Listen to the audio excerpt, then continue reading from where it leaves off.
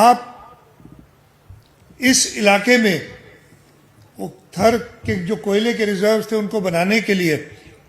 ہم نے road net work بچھایا، اور اس علاقے کے لوگوں کے لیے، چاہے ادھر ابھی کچھ مشکلات ہیں، ابھی مہیش نے بھی مجھ سے ذکر کیا، ہم سے بتایا پانی کی سہولت، آر او پلانٹس کے سلسلے میں، یہاں پہ میڈیکل فیسلٹیز بہتر کرنے کے لیے کام کیا. اور یہ تھر کو میں یہ بڑی فخر سے کہہ سکتا ہوں کہ پاکستان پیپلز پارٹی کی حکومت نے تھر کو بدلا ہے، اور تھر کو اس لیے بدلا ہے